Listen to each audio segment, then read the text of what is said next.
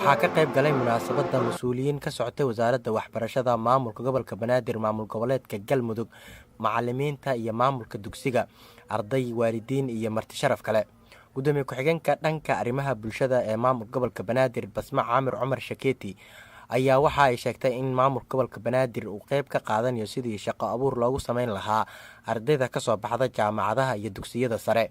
annaga ta maamul gobol Banaadir ahaan habeenkii 12 Agoosto maalinta dhalinyarada adduunka, ra'iisul wasaaraha xukuumadda dalka Soomaaliyeed Mudane Xasan Cali Kheyre oo ku dhawaaqay 1,000 dhalinyaro ah oo cusub oo gobolka Banaadir uu qaadanayo.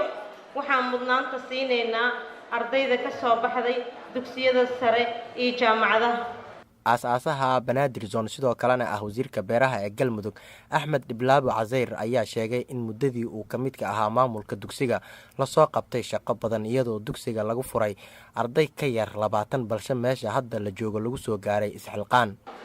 dugsigan xasuus badan ayuu in leeyahay. waxaan maamulo ka ahaa 8 sano oo xiriir ah. waxaan garan karaa isbeddelka uu sameeyey markuu soo bilowdo ilaa maanta. dugsigan waxaa lagu aasaasay 22 arday, 12 shaqaale ah, hal xarun oo guri aad u yar ah oo ka kooban 12 fasal. qaar ka mid ah ardayda qalin jabisay ayaa dhankooda ka hadlay dareenkooda iyo farxadda ay ku jiraan. alxamdulillah, dareenkayga waa mid farxan oo ku faraxsanaa maanta inaan qalin jabiyo caadadii saddexaad ka mid ah Banaadir Zone. hore magacayga hadda waa Cali Umar Maxamuud, ahna mid ka tirsan ardayda ka qalin bedelayay dugsiga Banaadir Zone, oona ahaay gudoomiye dufcada maanta ka qalin bedelayay dufcada 13aad ee dugsiga Banaadir Zone. maanta waa maalin aad iyo aad u farxad badan. qiyaasayo waxa waaye maanta ma jirto maalin ila mid ah inta soo martay abadkid in haddana soo mari doonto. magacaygu waa Deeqa Faarax Xasan, dhigata Banaadir Zone. maasha Allah, maanta aad iyo aad u faraxsanahay maadaama aan nahay ardaydii qalin jabinaysay dufcada 13aad. aad iyo aad maanta dareenkayga lama soo koobi karo. aad iyo aad u faraxsan. magacaygu waxa waaye Maxamed Ciise Maxamuud. maanta waa maalintii qalin jabinteena.